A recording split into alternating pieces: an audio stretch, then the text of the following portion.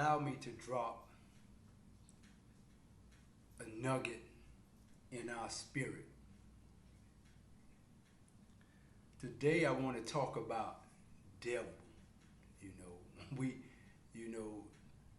We were taught that the devil was in the ground, somewhere underneath the earth. And then sometimes we say the devil made us do this and the devil made us do that, and anytime something don't quite go right, we always attribute it to devil or something other than ourselves. So I want to read some metaphysical definition of devil. It says, devil, the mass of thought that has been built up in race consciousness through many generations of earthly experiences and crystallized into what may be termed human personality or carnal mind, which opposes and rejects God. It goes on to say, the devil is a state of consciousness adverse to the divine good.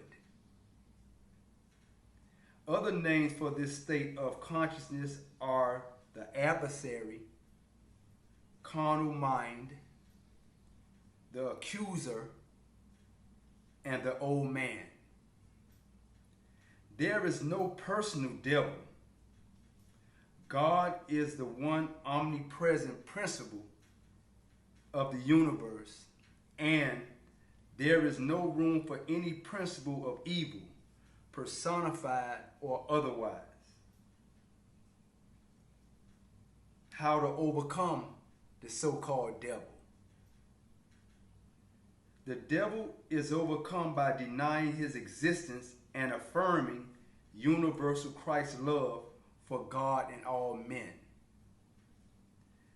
The devil that we encounter are, the devils that we encounter are fear, anger, jealousy, and other similar negative traits, and they are all in ourselves. And so let's think about that. The devils that we encounter here on earth, that human beings encounter, are fear, anger, jealousy, and other similar traits that are all in ourselves. See, we get angry. We get angry. We fear things. We get jealous. And so I've read that we should not let no one or anything take control of our in parts. And so there shouldn't be a power that has the ability to say something to us that makes us get angry, that goes inside our in parts, raise our blood pressure, raise our pulse rate. Sometimes we get so angry till our vision is blurred. And nobody should have access to our in parts like that. Nobody should be able to manipulate our nervous system, our heart rate, and our blood pressure. But that's what anger does. Because we allow those negative traits to come in and we take that in. So you have people that say, you know what, I'm going to call so-and-so today and I'm going to make her angry. And so somebody could manipulate the strings. Hey, how you doing? Oh, guess who I seen with so-and-so today? Who? I seen you, man. I sent you a picture, and then automatically a bomb go off. Boom, your pressure go up.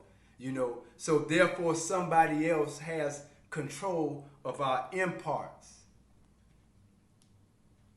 So fear is the devil. We don't have to go nowhere. We don't have to go nowhere to find fear, right?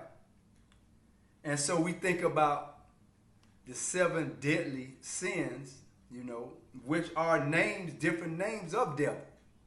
For instance, Lucifer represents pride. Mammon represents greed. Asmodeus represents lust. Leviathan represents envy. Beelzebub represents gluttony. Satan represents wrath. And Beelzebub represents slouch.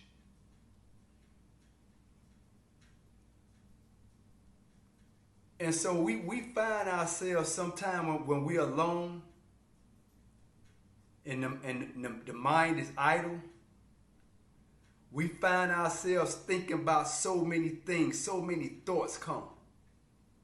Because when the mind is not challenged, when the mind is sitting idle, it brings in other thoughts. And most times those thoughts are negative. So let's stop looking for a devil underground. All those places where they told us the devil was. All of the characteristics of so-called devil is in ourselves. And all it takes is certain triggers to bring them out. And so I'll close with this. Anytime that we don't accept responsibility, anytime that we can point the finger and say so-and-so did this, or so-and-so did that, or the devil made me do this, or the devil made me do that. That same thing that we accuse of being the cause of us doing things will be the same thing that we will have to look to save us, because we don't take responsibility. So don't look outside of yourself and think something else control you. Don't look outside of yourself for devil. And don't look for devil in nobody else.